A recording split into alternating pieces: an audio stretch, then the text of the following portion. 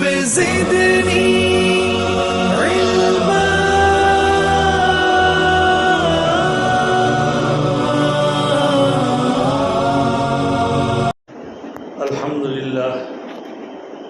الحمد لله وحده والصلاة والسلام على من لا نبي بعده وعلى آله وأصحابه الذين أوفوا عهده أما بعد فأعوذ بالله من الشيطان الرجيم بسم الله الرحمن الرحيم إن عدة الشهور عند الله 12 شهرا في كتاب الله يوم خلق السماوات والأرض منها 4 حرم.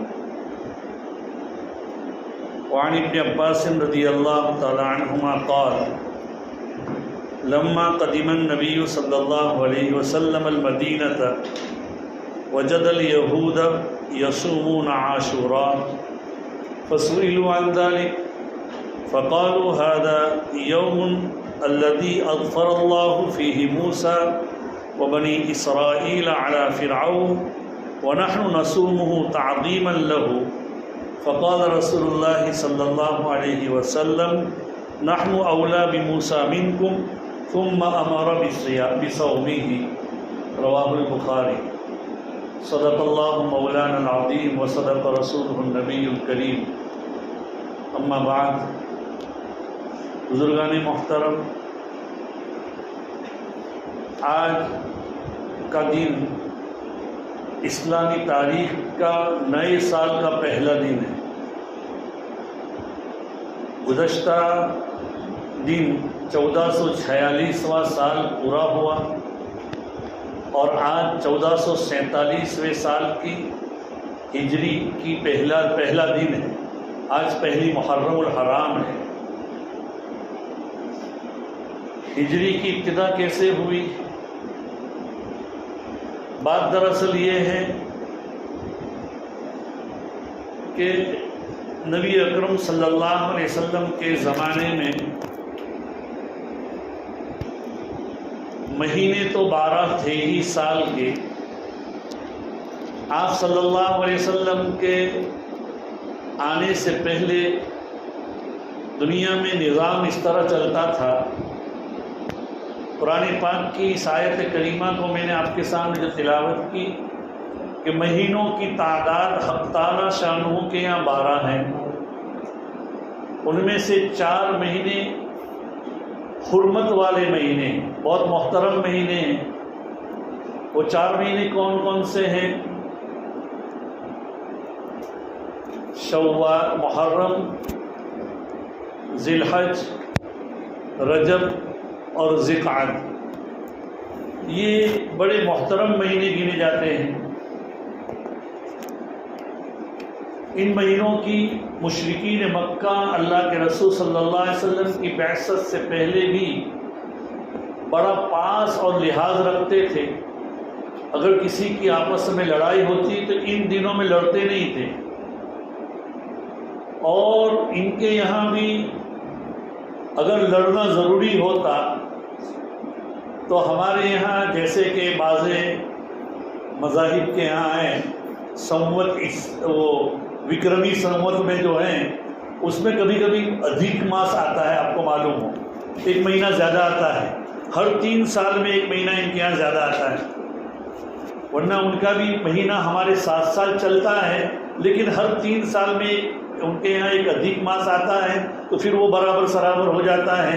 جیسے ان کے یہاں پہلے دیوالی اکتوبر میں آتی تھی تو وہ اکتوبر میں ہی آئے گی. 2-3 سال کے بعد وہ آگے پیچھے ہوتی رہتی.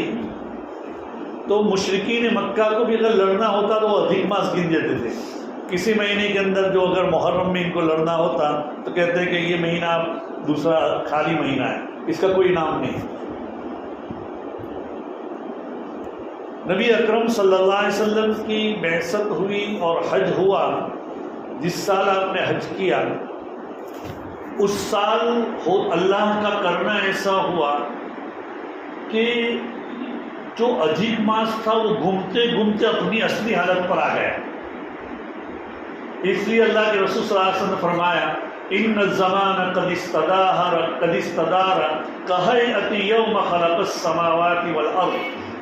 کہ زمانہ گھوم پھر کر اب ایسا آ گیا جیسا کہ اللہ تعالیٰ نے پیدا کیا تھا زمین و آسمان کو، اور اس دن جیسے تھے جس وقت میں محرم کا مہینہ تھا اب محرم کا ہو گیا، جس وقت میں ذی الحج کا مہینہ تھا وہ ذی الحج کا مہینہ۔ اللہ کے رسول صلی اللہ علیہ وسلم نے جس سال حج کیا تھا، جو آپ کا آخری حج تھا، آپ صلی اللہ علیہ وسلم اس کے بعد 2-3 مہینے 3 مہینے سے کچھ دن زائد زندہ رہے اور اس کے بعد دنیا سے پردہ ہو گئے۔ تو اس وقت اللہ کے رسول نے فرمایا کہ زمانہ گھوم پھر کر اپنی اصلی حالت پر آ گیا۔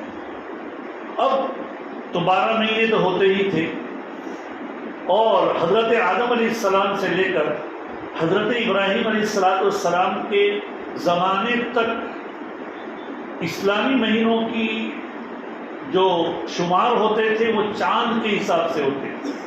بعد میں لوگوں نے چھوڑ دیا، بعد میں عیسیٰ علیہ السلام کی پیدائش کے دن سے سن عیسوی چلا، بعد میں کئی مہینوں کے بعد ایک سن وکرمی ہے جو ہمارے یہاں چلتا ہے، اور ایک سن جولیانی بھی چلتا ہے جو غیروں کے یہاں ہے، یہودیوں کے یہاں۔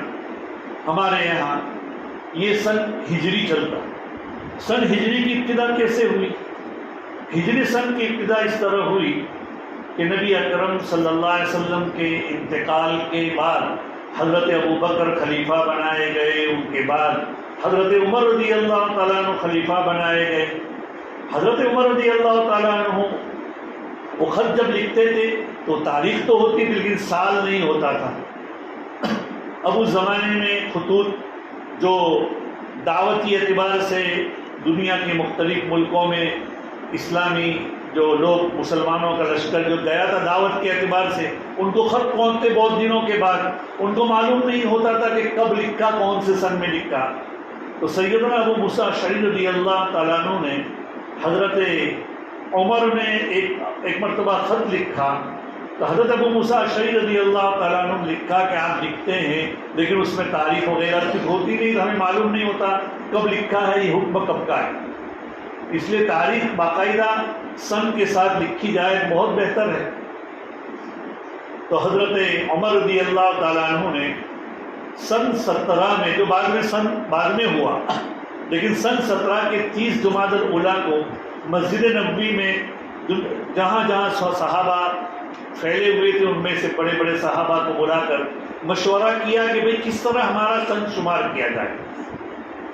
کسی نے کہا کہ نبی اکرم صلی اللہ علیہ وسلم کی پیدائش سے لے کر، کسی نے کہا کہ نبی اکرم صلی اللہ علیہ وسلم کی پیدائش کا جو دن تھا اس دن سے سن شمار کیا جائے۔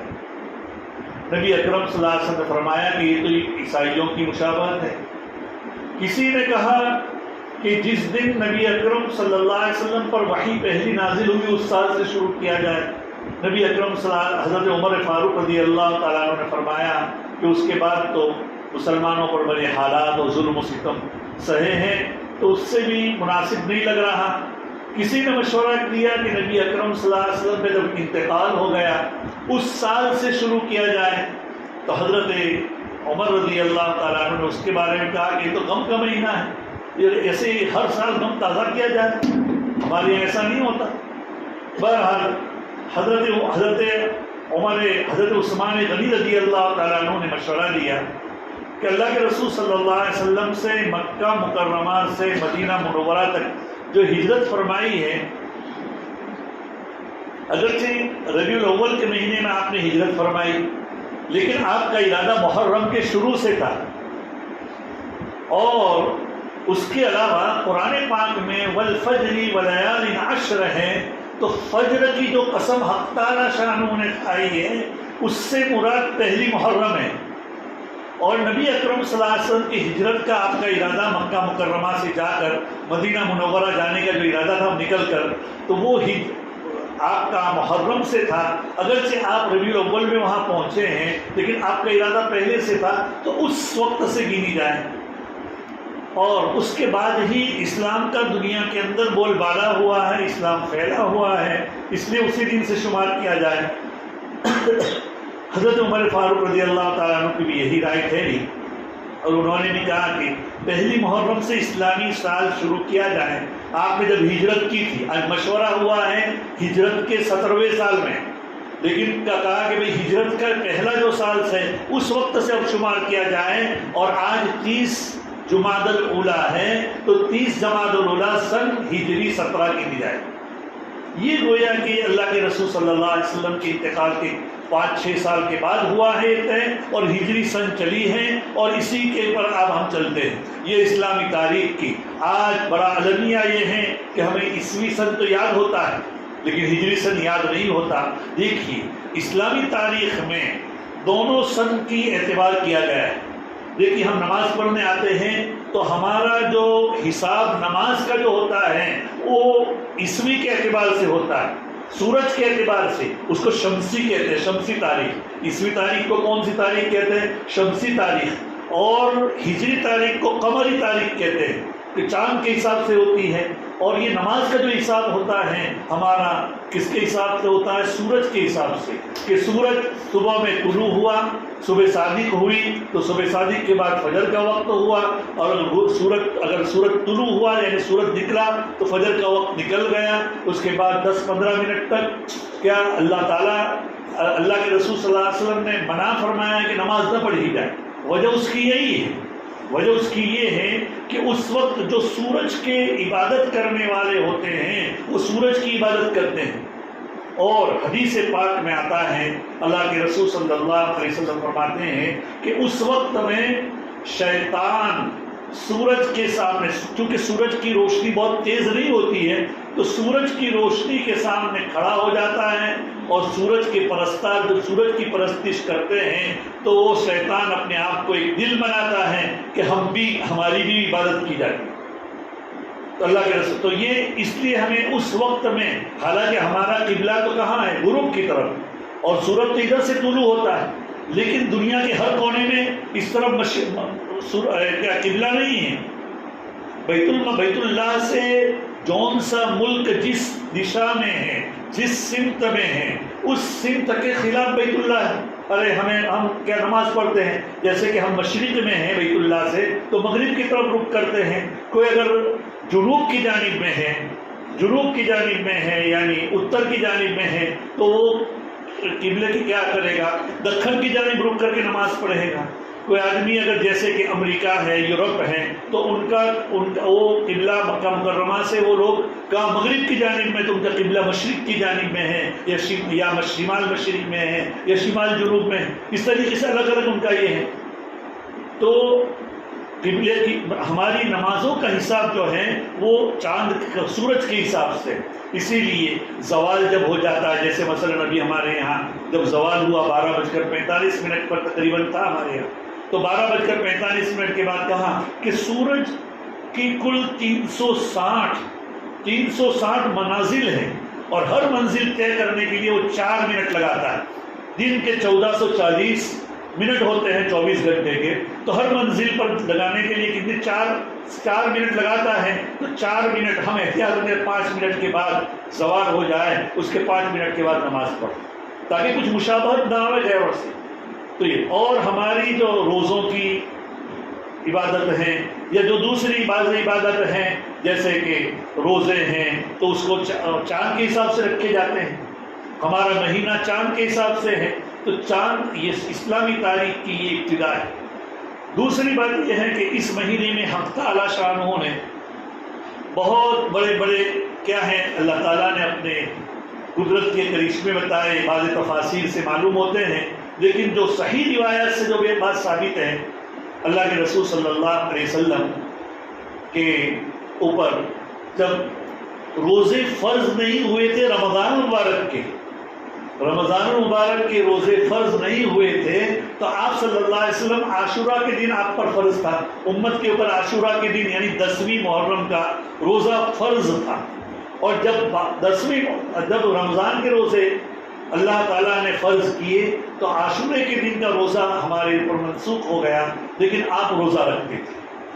اس کے بعد ہوا یہ کہ نبی اکرم صلی اللہ علیہ وسلم جب ہجرت کر کے مدینہ منورہ تشریف لے گئے تو مدینہ منورہ جانے کے بعد مدینہ میں یہود آباد تھے، یہود مدینہ جو حضرت موسیٰ علیہ السلام کو ماننے والی قوم تھی، اللہ کے رسول صلی اللہ علیہ وسلم کے دنیا میں آنے کے بعد سارے مذہب سوخت ہو گئے، سارے مذہب منسوخ ہو گئے، کوئی مذہب نہیں رہا آپ ہی کا۔ اللہ کے رسول صلی اللہ علیہ وسلم نے خود فرمایا اگر موسیٰ علیہ السلام زندہ ہوتے تو لما وسعہ الا اتباعی، ان کو میری ہی اتباع کرنی پڑتی۔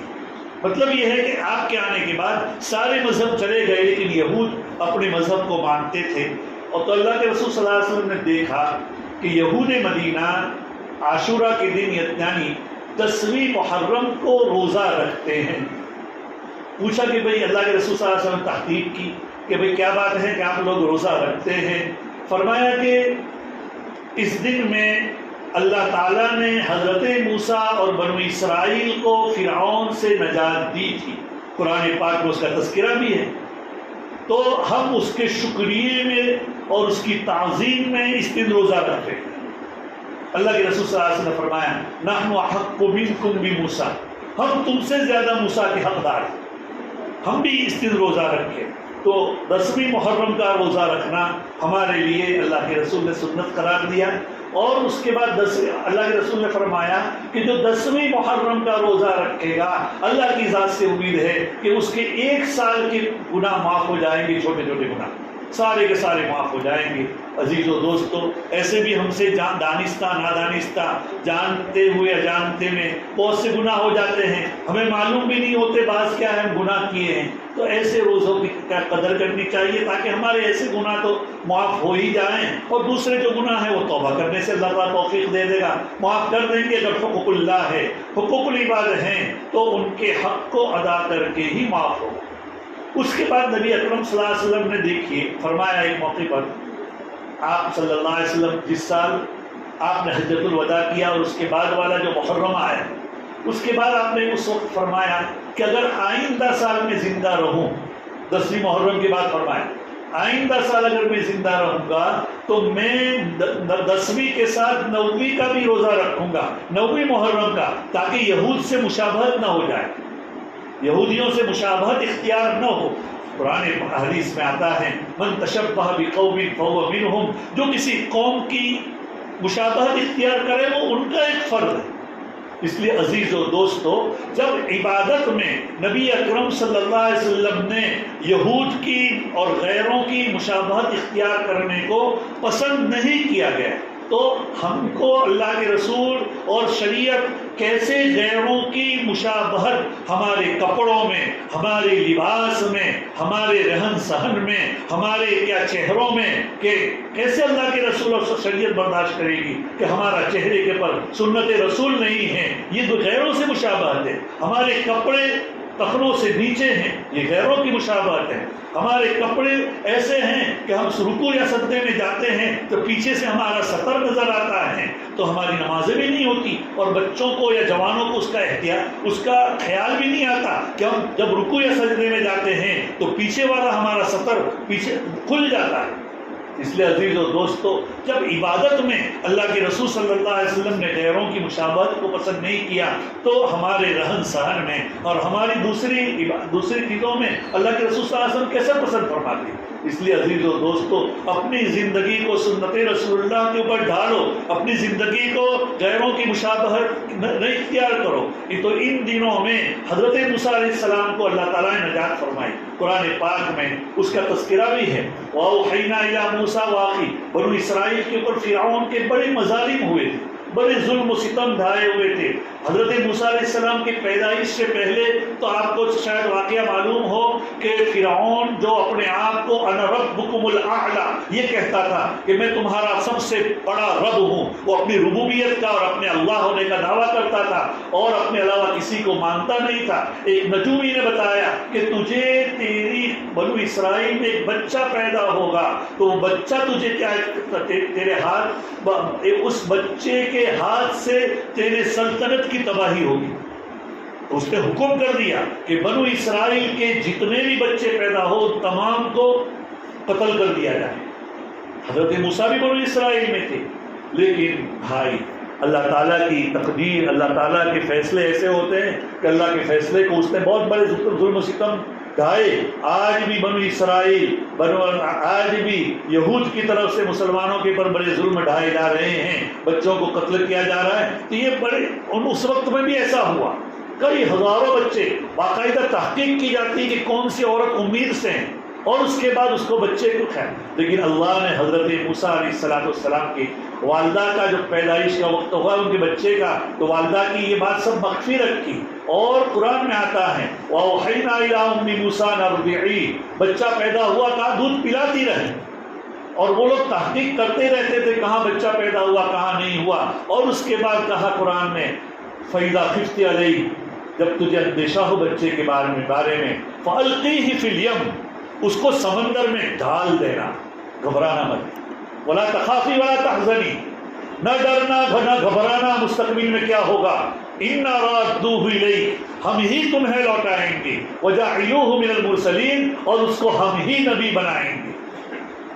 ہوا بھی ایسا کہ سمندر میں اللہ کے نام پر ڈال دیا تختے میں رکھ کر, اور وہ سب تختہ چلتے چلتے آگے گیا. فرعون اپنی بیوی حضرت آسیہ جو بعد میں ایمان لے آئی تھی حضرت موسیٰ علیہ السلام پر, اپنے بالا خانے میں بیٹھا ہوا تھا. فرعون کی بیوی نے دیکھا کہ بھئی کوئی چیز نظر آ رہی ہے. کہا کیا ہے؟ کہا یہ تو بچہ ہے پھول جیسا, اوپر لایا گیا, نکلوایا گیا.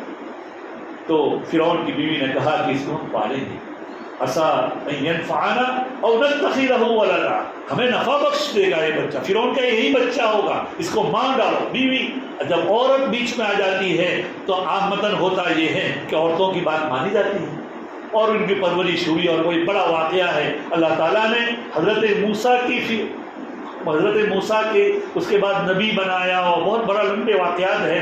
نبی بنانے کے بعد حضرت موسیٰ کے اوپر ان کے مزارع ڈھائے گئے. اللہ کی طرف سے حکم ہوا کہ تم ہجرت کر کے چلے جاؤ. اور جب چلے گئے ہیں اس کے بعد اللہ تعالیٰ راستے میں فرعون کو معلوم ہوا, اس نے بھی اپنے لشکر کے ساتھ پیچھا کیا. تو راستے میں آگے سمندر تھا, پیچھے ان کا لشکر تھا. اور قرآن کہتا ہے کہ حضرت موسیٰ علیہ السلام کی قوم ڈرنے لگی کہ یہ تو آگے پکڑے گئے. حضرت موسیٰ کو کہا گیا ڈرو مت, آپ سمندر میں لکڑی مارو, راستے ہو جائیں گے. راستے ہو گئے, حضرت موسیٰ نے پار کر لیا. فرعون نے بھی کہا دیکھو میں رب ہوں اس لیے راستے ہو گئے ہیں. ان کی قوم نے آگے بڑھنے سے لشکریوں نے ذرا ہچکچائی بھی, لیکن فرعون بھی آگے بڑھا اور لشکر کے بالکل بیچوں بیچ آیا.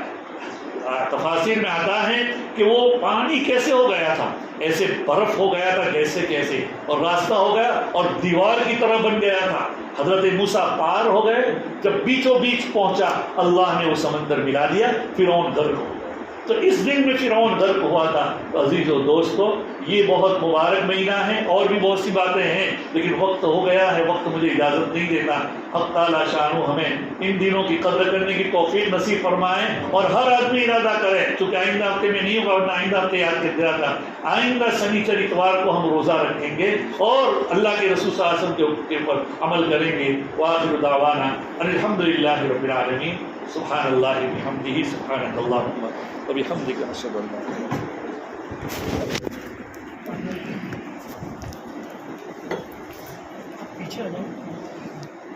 پیچھے